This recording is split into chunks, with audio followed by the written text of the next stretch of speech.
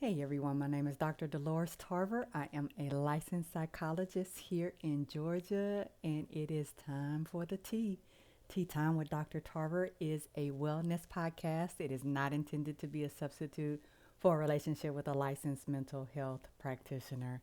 So here we are in this last week of July. I know some of you are approaching this week with doom because it signifies that summer is coming to an end and students are starting to get back to school, and that means educators have had to be back at school or will be getting back soon. And so this week has probably been a little stressful for you or nostalgic, and maybe you're finishing up the last of one of your vacations.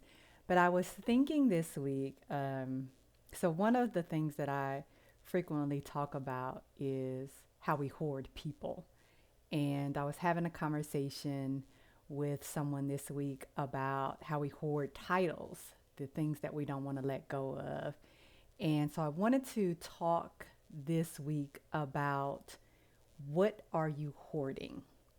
Difficulty letting things and people go. So you all know that July is Black Indigenous People of Color Month, and really there is a lot of, when you talk about worldview and people of color, there is a lot of emphasis on relationships and how we interact with each other. And frequently relationships are placed at a premium value, even over our needs, given a particular culture. And what we like to do is we like to have harmony in those relationships. We don't want to have problems. We don't want to rock the boat. I'm sure that you all have had heard that expression before. And the harmony in relationships can be with our peers, it can be in our work relationships, but definitely in terms of with our families. And so we're often taught to respect our elders, make sure that we take care of our siblings and look out for them, that we're family, put family above all. I know you all have heard some of those things, may have even posted some of those things before. And so often we will hold on to relationships, even if they're not necessarily healthy for us, but we do also hoard other things. And so we have difficulties letting go of possessions as well. And that may be things that we have purchased, could be shoes, clothing. Some people hoard toilet paper, newspapers. It could be photos, cards that we hoard, but also we can hoard animals. We can hoard jobs. Again, we can hoard titles. And oftentimes why we have difficulty letting things go is because, one, we like a good sale. So if we can get something free or on sale, that is a justification to us why we should have it and not let it go. We also will label something as unique, right? So this puts us in a position where we're like, I got to keep it. This is different, something I don't have, or at least I don't know that I have it because I have stuff in drawers and closets and cabinets. So I'm not actually really sure what I have in my home. And then often we assign worth to those things. And so when we have a particular worth for an object or a person or a title or a position, whatever it may be, then it makes it much more hard, much more difficult to let it go. But also because people of color often grow up at some, I won't say we often grow up, that's probably not the right way to say that. So I will say that we may have had a history of some people who came through some lean times, so that we are learning from ancestors often about how to conserve resources and hold on to things just in case you hit those lean times again and you may need additional resources and support and you don't have the finances to be able to do that. So there are a lot of different reasons why we engage in this behavior. So I'm going to break them all down and let's talk about how they end up serving us in ways that may not actually give us what we need or may end up keeping us stuck. So I've alluded to some of these reasons why we hoard. Going into a little bit more detail here. We believe that an item will be useful or valuable in the future. And I think that it is important for us to note that we are the ones that place value on these things or these people or these positions or these animals.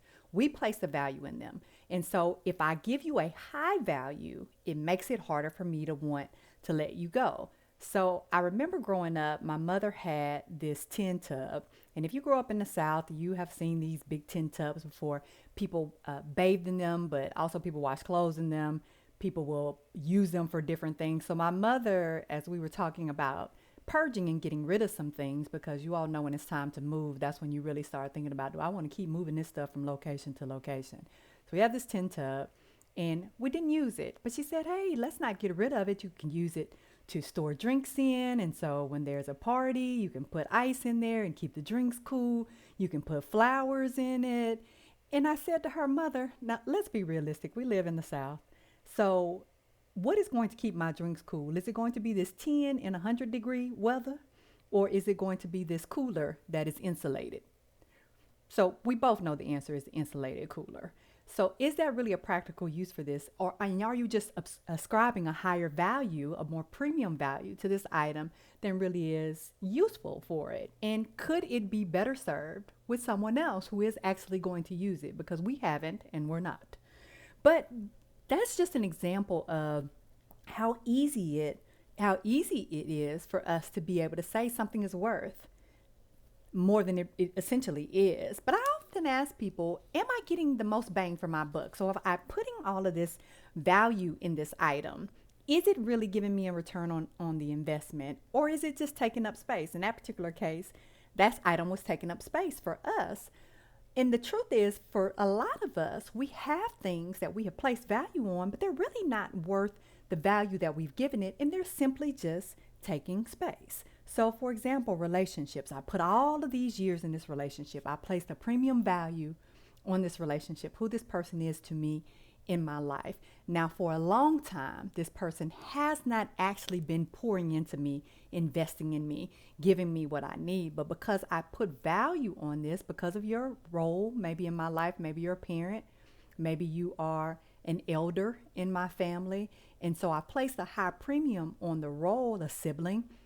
And so I'm not really actually holding you accountable to actually serving any kind of value in my life by having a reciprocal relationship. I've simply just given you this title and assigned you a value based on that title. So what ends up happening is we keep these relationships because you're not actually giving me what I need, but I just keep adding other relationships to try to get what I need because I've kept you and you're not doing it, right? So then I end up trying to get a little bit of this and a little bit of that from different people in my life. We'll talk about that. But also I feel like I've invested all of this time in you. And so I want to be able to get something back. So I think, well, if I just keep on being in this relationship with you, that eventually you'll start earning your keep, right? That is absolutely not true. And I talk to people about it in this way of thinking about cars. Some of you grew up in families where people had old cars. Oh, I'm going to fix it up. You buy a car, pay cash for it. I'm going to fix it up. It can be used for one of the kids when they start driving, or it'll be used for my car that, if something is, I don't want to drive my everyday car. I have this car to go around, pick up things in, but I never actually work on it. And so it just sits there. And then the battery ends up getting corroded. And then the tires end up becoming so deflated and tattered over the years from wear and tear from the elements because nobody is driving it. And so I really don't end up actually using this. It's just taking up space. And then when I do want to try to get it going, I have to pour so much money into it, I can actually get another car. So what are you holding on to in your life that is like that old car, hopefully not sitting on blocks in your front yard? But maybe it's in the backyard, maybe it's in the garage, maybe it's on the side of the street. But it is not actually giving me any value, even though I have given it a value. If it stays there long enough, in my mind, I can increase its worth. That's not true. In fact, at some point, things start depreciating. And this is how we end up in relationships where we're not valued. Because I keep saying that you're worth more than you are, and you keep telling me I'm worth less than I am. So attaching a sentimental value while we're talking about value is unique. It's irreplaceable. And that's one of the excuses that we make for holding on to things or even adding new things to our collections. And that overassessing is what gets us into this trouble. I'll never find another person like this. I'll never find another job like this. I'll never get another opportunity like this. Even though this is draining me, it's not reciprocal. I'm not being valued. But in my mind, because I'm holding on to maybe something you used to do at the beginning of this relationship, or maybe something when I first started this job and I was just learning and growing, I was able to be in this position and it was a good fit for me. But now I've got more skills and talents and I've outgrown this. but I'm still holding on to it because of the premium value that I placed on it. I collect Barbie dolls. I've had Barbie dolls since I was a little girl. And some of them are very nice Barbie dolls. They were gifts. People picked out things for me, and I really do appreciate it. Some are by designers. But you know where those Barbie dolls are right now? They are in my garage in a box. And they have been in boxes for several years, probably actually a decade, if I'm really honest with myself, because I don't play with them. They're collector's items. And so are they really serving me any purpose being in this box? Sure, they're unique, but at the same time, what am I doing with them? And I know there is a difference between hoarding and collecting, and some of you have your collections, but your collections should be on display. They shouldn't be in boxes somewhere in closets or in garages. And that's the difference, one of the differences between hoarding and collecting. If I'm actually collecting this thing, then I'm seeing what I'm collecting. It's got value, it's on display, it's giving me this joy, not being put up somewhere where it's not being used. And we're constantly improving on things. And so maybe you were unique 10, 15 years ago, but you're not unique anymore. The fidget spinner, when they first came out, we were so excited. How many different variations of fidget spinners can we have? But then it gets to a point where it's very common. You would see them everywhere. You can find them in the dollar store, right? Because it's no longer something that's novel anymore. And so what are the things in my life that I'm holding on to and I'm saying they're unique, but they haven't been unique for a long time? And there are other ways that we can hold on to things without having to physically have them there. I can take pictures of things and have them forever in a camera, or if I want to put them in a photo album, but I don't necessarily have to have everything present there with me. And for people, I think we believe that we won't find someone to treat me like you did, that you're unique in some way. Maybe you have a unique look to you, or maybe you are unique in that you've traveled. I haven't dated a lot of people that traveled, or something about you that might have been different when we first started dating. Well, we're 10 years in and we're still dating. We haven't moved. We haven't grown. We're still in the same place. I still ask myself what we're doing. So is it that I'm holding on to you, still saying that you're unique, and you are in fact not unique, but more so you're in a position in my life now where you're causing me, or you're interfering with me. Nobody is responsible for our behavior but us, but you're interfering with me actually having special and unique opportunities, because here I am again over appreciating your value. So that job, could I be in a healthier job for me, a job that's more productive, that gives me more joy, that is really aligned with my purpose and my gifts, instead of staying here in this position that's entry level and saying like, oh, what a great opportunity. Again, it was 20 years ago, but does it still have that same value now? Physical reminders. We like to have physical reminders of things. We often keep people around. We don't like to be lonely. We like to feel, because again, we place so much premium value in our relationships. We almost believe, and I think some people do, that their worth is dictated by the people that they have in their life.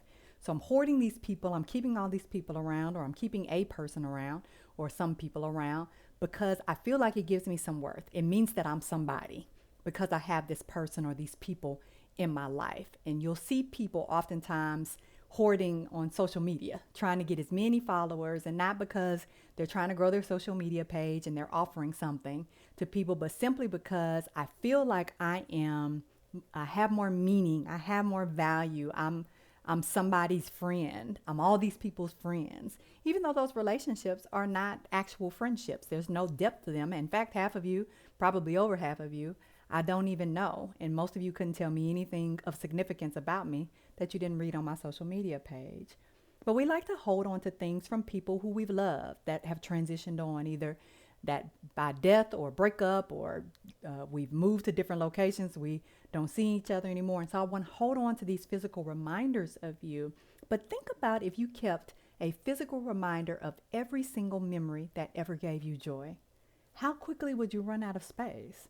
Hopefully soon, because you have a lot of joyful moments and they're not few and far between. But even if they are, over time, if you think about 20 years of holding on to every single memory that gave you joy or some kind of significant meaning that you would want to have a reminder of it, you would run out of space.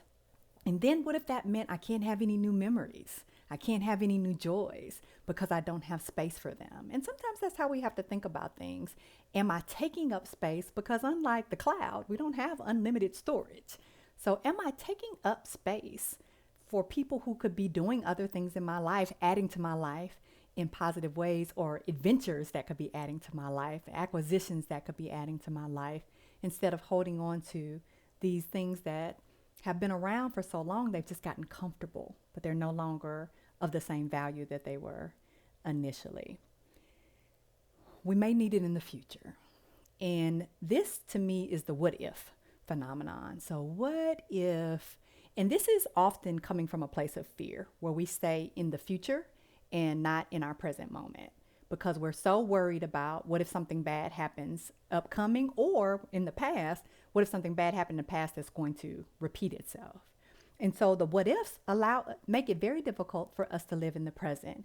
And it contributes to this hoarding behavior, because I'm constantly going to find reasons to hold on to things. What if there's an apocalypse? What if the zombies come? Right? So all of these things that we typically make light of, but in reality, it's what if I don't find another person to love me? What if this is the best I can do, the best I can get? What if I'm alone for the rest of my life because I let this person out of my life, even though they were hurting me and I was losing myself trying to keep them? What if I don't get that job that I want? What if I can't establish the business that I want to establish? What if I can't have that house that I dream about? And so it ends up causing us to not move. So I don't make any steps. I don't make any plans, because again, if I am anchored in fear, I'm going to stay where it's safe. And safe does not necessarily translate over into productivity or joy or having the purposeful life, the meaningful life that I'm intended to have.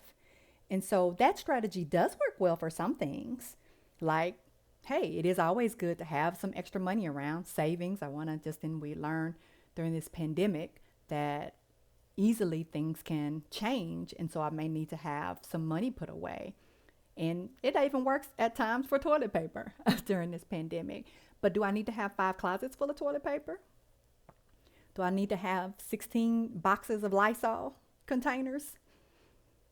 So these are things that I think we use as justifications to hoard because we think they keep us safe. We talked last week about overcontrolled and under control. So I try to overcontrol things when I'm fearful. And so let me have all of these things around me that I think are going to keep me safe or allow me to get through a difficult time. But is that the best strategy for everything? And the answer is usually not. So I can say, well, I need this job. Or I can say, I want another job because I want to be paid more or treated different or learn a different skill. Let me go about figuring out the steps for me to get there, right? So one is fear-based and one is actually based in potential. And I know a lot of times we are fearful of potential because potential is uncertain. But one of the things that we also know is that if I don't try, I definitely can't succeed. So we sacrifice our dreams for the future because we're worried about the what ifs. My mother, her folks grew up in the Depression era, and I think a lot of us have gone through recessions at times, but she used to do, and some of your grandparents might have done this too, she used to wash Ziploc bags and recycle aluminum foil. Now, all of these things are very inexpensive. You can get them from the dollar store. But for her, it was, well, what if there comes a time of less resources and we need to be able to reuse? So I want to be in the habit of doing that. And I would come home and I would throw all that stuff away. And I'd say, if you need me to go get you some new Ziploc bags, I will be happy to do that. That's the least I can do for you washing my clothes when I come home from college. And she would laugh. But she would always tell me that I lived a life of excess and I wasn't used to conserving. And there probably is some truth to that. But at the same time, there needs to be balance. And I think she was more on one side and I was more on the other, and we tried to figure out a way to get there in the middle, right? Fear. So what happens when I'm afraid? And when I'm afraid, then I hold on to things even harder. So that title, that position, who would I be if I didn't have this? So often this is why people struggle with career changes, because if something alters my past, so I'm a professional athlete, I'm in the military, I'm in a career path, and then something happens health wise for me, and I have to change before I was ready to change. And even sometimes when we are ready to change, but it's still difficult making those adjustments. And I don't know who I am outside of this because I haven't thought about being someone other than this title. We do that in our churches. We hold on to those, hold on to that usher title, hold on to that deacon title, the trustee, the steward, hold on to that minister title. We hold on to being elders in the church or mother or whoever it is, because that is where I feel like my worth is rooted. I feel like my worth is rooted in this title. So as long as I have this status, this position, where people are looking at me, then I feel like I have some worth. And if I don't have that, I don't feel like there's anything underneath there. And so I'm afraid, what would I have? Who would I be if I wasn't in this position? And then what happens if I don't find something else to replace that? And that fear will drive you to stay in something way longer, which is why we end up with the hoarding, right? We have all of these animals because they are the way that we get our love. I don't feel worthy. I don't feel valuable. But you animals, you love me unconditionally, and you're going to be there for me. So I can just keep adding and adding and adding, trying to fill up this bucket that has a hole in it. We feel responsible. And often when we grow up in I think a collective worldview where we are used to being in connection with other people, right? I am because you are. Then we often feel responsible we feel responsible for how people feel. We feel responsible for how people move along in their life's journey. We feel responsible for taking care of your needs, even if it is at the cost of my own. We talked about roles in families, being that caregiver, being that perfectionist, being that enabler. And so because I feel responsible for you, then I hold on to things. I may hold on to things that you've given me. I may hold on to advice that you've given me. If you've told me to go in a direction in my career, and even though that doesn't fit with how I see myself, my purpose, but I hoard that because that's what you gave me, and I feel like I'm responsible for living that dream. And we attach our dreams and our hopes oftentimes to possessions, or we're achievement oriented. So these things, so if I give away these things, if I don't have these things, if I don't have you, and you telling me what to do and how to do it, then that means I'm lost. That means I'm giving away my potential. And so we struggle with letting things go because we have these obligatory relationships in our lives. And because of that, I can't let things go, or I have a hard time letting things go. How many people have possessions of loved ones still in their home because they feel like, well, if I get rid of this, I'm saying I don't love you, I don't value you, I'm getting rid of you. And again, and that is that attaching that worth to this object or sometimes this person. Well, I feel responsible for this person now that another family member has moved on and transitioned. Well, now I'm responsible for you, or at least that's what I've come to believe. So I'm holding on to you because I feel like that's what I should be doing.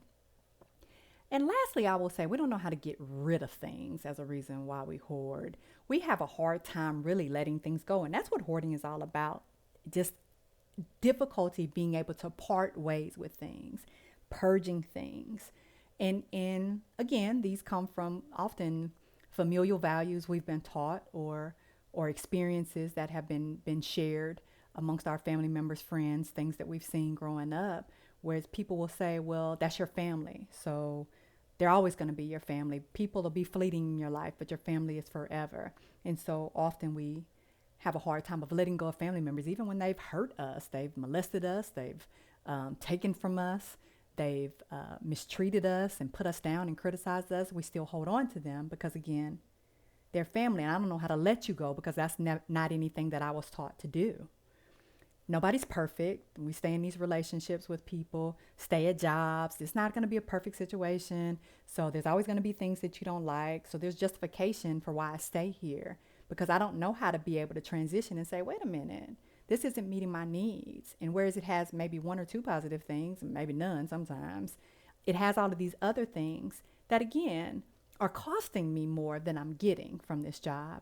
It's not allowing me to grow. It's not allowing me to progress. I'm not being treated respectfully. Management doesn't attend to things in the way that they should. I'm working longer hours and not getting compensated for it. But I'm fearful of what change would look like. And I don't know how to let something go while looking for something else. Because oftentimes people have difficulty with transition. So I don't transition at all. I'm going to make this work. And because we're taught, once you get that good job, you stay in that job, or once you find that place is safe, it's clean, stay there. Why are you trying to move? Why are you trying to get home? What happens if it gets foreclosed on? Or what if something happens? You're not able to pay the mortgage. If you rent, you can always leave. You don't have to worry about it. So all of these things that we don't know how to like move forward and let things go and go from one stage to the next, because people have taught us, hey, once you're in this safe space, no matter what it looks like, you stay there. So how do we get a handle on this hoarding? Challenge the beliefs that are underneath these behaviors. A lot of times these are distortions. They're coming out of fear. They're coming out of not feeling worthy, coming out of this perception that I'm obligated to be in these relationships. I have to stay in these situations, that we don't have realistic criteria for which we're evaluating and assigning worth. And again, an object is only worth as much as we assign its value. And so if I give you a high value, even though you're a low value item or you're a person that doesn't add a lot to me, then I'm going to want to hold on to you because I feel like you're worth so much. So I need to have a criteria that's accurate. Let me actually evaluate you based on what you are offering to me, and not what I thought you did, and not what I want you to do, or not what you used to maybe do at some point, but who are you right now? And oftentimes that means we have to take some sobriety from some things. So I need to take a step back and put some distance between myself and things. So if I'm shopping, if I am continuing to take in animals, maybe I'm fostering, and I'm realizing that there's more space, or more items and objects and people than space, then that's a time for me to really take a step back. Let me not add anything new. If I'm taking on too much, taking on all these responsibilities at work, not getting compensated for them, maybe I don't need to add anything else right now. I'm continuing to be in these relationships for a long-term periods, and they're not giving me anything, and I'm feeling lonely even in these relationships. Maybe I need to take a break from that. No new things. Time to purge. Let me clean out what I have. Create a plan to declutter. And I'm probably going to need some help with the decluttering. So I might need a therapist or a coach or somebody, a good friend, to come in and say, hey, let's talk through, because often we think things have a lot of value, but another person, so you know that's whenever you're getting ready to buy a house or purchase a car, what somebody values it at and what its actual value ends up being can be very different, right? So that's why it's important to do your research. Same for us. So we need other people there who can say to us, now research suggests that this item, this plastic bag, all of these plastic bags are not worth what you think they are, and we can actually purge them and get rid of them. It's important for us to understand what our triggers are. We're going to have relapses. When you're hoarding things, you're hoarding them because you have emotional distress underneath that, whether that's fear or guilt or shame or loneliness or isolation, or trauma wounds that you're recovering from. We have to deal with the things that's underneath those hoarding behaviors. And so more likely than not, you're going to need to be able to get some professional assistance with that. It is important for us to learn how to manage distress. We're always trying to avoid things that are uncomfortable, which is why we're adding stuff to ourselves constantly. But sometimes I need to practice letting go, and again, getting used to being able to let things go and deal with the hurt that comes along with that initially, and being able to soothe myself and figure out I can manage, I can let this thing go, and be able to deal with the distress that I initially feel when I let it go. Forgiveness is going to be important.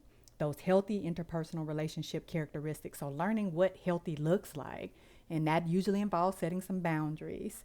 Meaningful and purposeful activity, because again, if I'm hoarding because I am trying to fill my void, then I need to find something that's healthy to fill my void. What is it that I'm purposed to do? When I figure that out, then I won't need these things or these people in the same way. And plan for decreasing it, right? So we often have to do gradual steps. It's not that we see on the shows when it's really bad, on the hoarding shows, where they bring a big truck dumpsters and they dumping stuff out. That may not happen in that way. We need to have gradual steps of being able to let things go, clearing out past, not buying new stuff, working through that, anxiety management strategies to be able to deal with it before I end up purging the whole house. Focus on today. Oftentimes, again, we're so future focused, the what ifs, and fear focused, that we're thinking about 25 steps ahead in the catastrophe place. But let me just think about that. Just because things change doesn't mean that there's going to be something bad that happens. And that it may be more detrimental for me for things to stay the same and for me to keep adding but not clearing away and doing new things. Challenge yourself to take chances, because it's really important that we bet on ourselves. Like, you know what? I can do something different and be able to manage it. And I'm probably going to be a little stressed out, but being a little stressed out about it or nervous about it doesn't mean that I'm not supposed to do it. It just simply means that I have to learn how to be uncomfortable. Journaling, right? So being able to see those patterns is really, really important. What are the things I want to change, and how do I want to go about that process? So, what are your take homes from today? Let go. It's time. You can handle it. Be encouraged.